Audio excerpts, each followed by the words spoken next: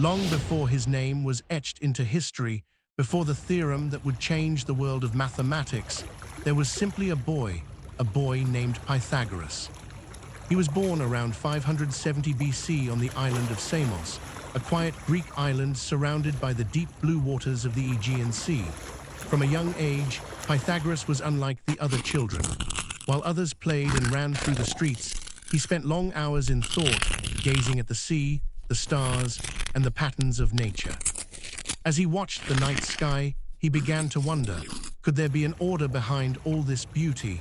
Could numbers hold the secret to the universe?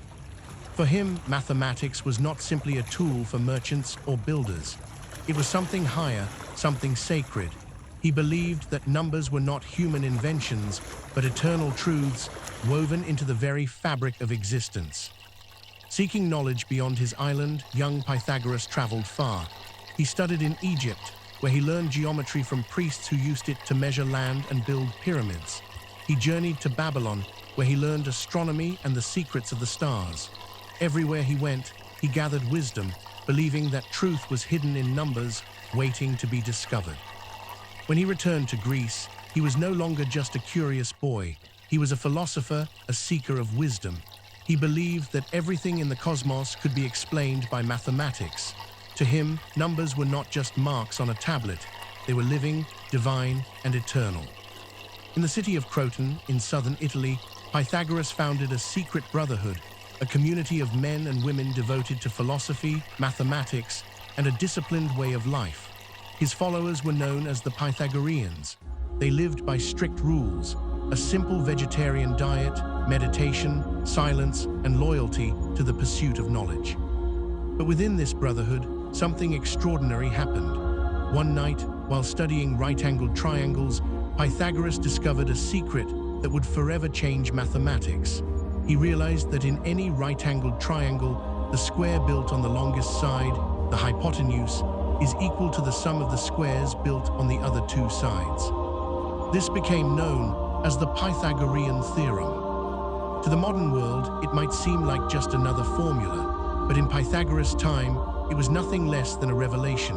It was proof, clear and undeniable, that numbers and geometry governed reality itself.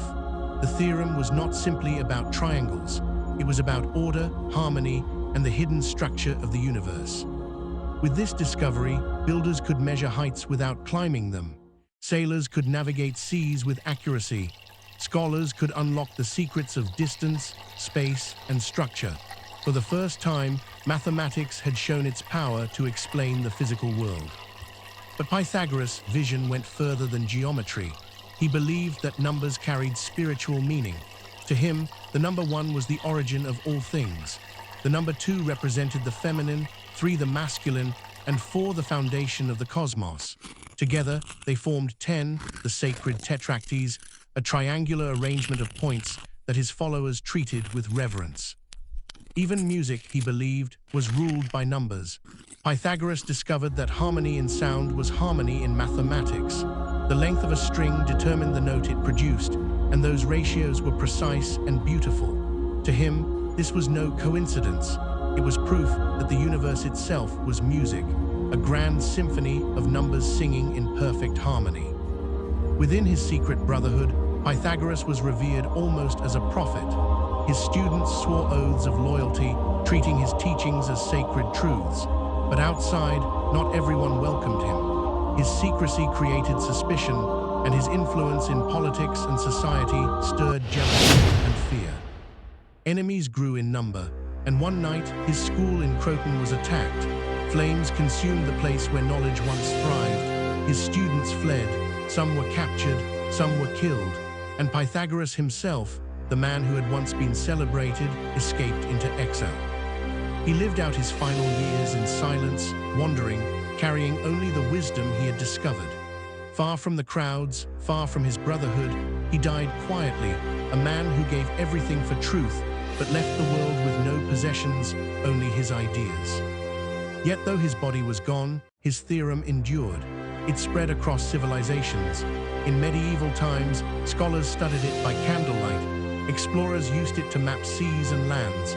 Builders used it to design temples and cathedrals. Artists and musicians found its harmony hidden in their creations. Science, too, carried his legacy. From Newton's laws of motion to Einstein's theories of relativity, the triangle of Pythagoras lay silently in the background, guiding, shaping, explaining. Engineers, architects, astronauts, and dreamers still depend on it today.